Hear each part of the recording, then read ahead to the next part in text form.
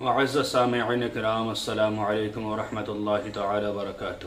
الصلاۃ والسلام علیک یا رسول اللہ وعلی آلک و اصحابک سیدی یا رسول اللہ صلی اللہ تعالی علیہ وسلم۔ محترم دوستو، آج ہم بات کریں گے اذان کا جواب کیسے دینا چاہیے۔ دیکھیے حضرات، اذان کا جواب دینا بالکل سمپل ہے، آسان ہے۔ جیسے مؤذن کہتا رہے، سامعین کو چاہیے کہ ویسے ہی الفاظ کو دہراتے رہیں، لیکن کچھ تھوڑا فرق اور انتر دو کلموں پہ زیادہ ہے۔ اشہد ان لا الہ الا اللہ پر آپ کو معلوم ہے کلمے کی انگلی کھڑی کرنی ہے، اور اشہد ان محمد رسول اللہ جب پہلا والا آئے تو صلی اللہ تعالی علیہ یا رسول اللہ صلی اللہ تعالی علیہ وسلم کہہ کر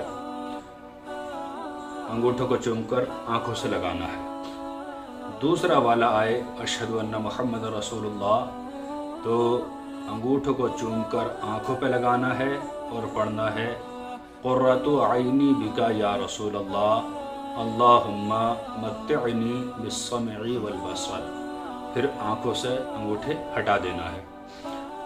آگے ایک جملہ آتا حی علی الصلاۃ، ایک آتا حی علی الفلاح۔ ان کے جواب میں لا حول ولا قوت الا باللہ العلی العظیم پڑھنا ہے۔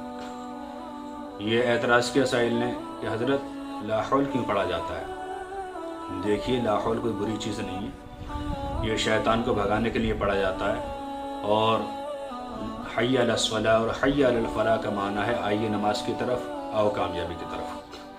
تو کہیں ایسا نہ ہو شیطان ہمیں کامیابی سے روک دے، نماز سے روک دے، اس لیے لا حول پڑھا جاتا ہے۔ لا حول کا معنی ہے لا حول ولا قوت، نہیں ہے گناہوں سے بچنے کی طاقت اور نہیں ہے نیکی کرنے کی طاقت، الا باللہ العلی العظیم، مگر عظمت والے بلند والا اللہ کی جانب سے۔ تو اس لیے یہ پڑھا جاتا تاکہ شیطان ہمیں بہکائے نہیں اور ہم نماز ادا کر لیں، کامیابی کی طرف بڑھ جائیں۔ اس طرح پوری اذان کا جیسے مؤذن کہتے رہے اسی طرح جواب دیتے رہیں۔ فجر کی اذان میں ایک جملہ بڑھایا جاتا ہے الصلاۃ خیر من النوم، اس کے جواب میں کہا جائے گا صدقت و بررت و بالحق نطقت۔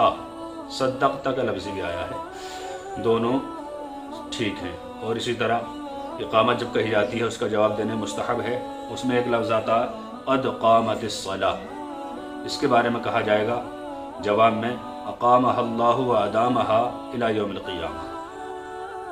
تو یہ اذان کے جواب دینے کا بالکل سنت اور صحیح طریقہ ہے، اور اذان جب ہو تو خاموش نہیں رہنا چاہیے، جواب دینا چاہیے، اور جو دنیاوی بات چیت ہے، کیسی بات چیت ہو، اسے روک دینا چاہیے۔ اللہ تعالیٰ سے دعا ہے کہ ہمیں صحیح دین سیکھنے کی توفیق عطا فرمائے۔ السلام علیکم واللہ تعالی عالم۔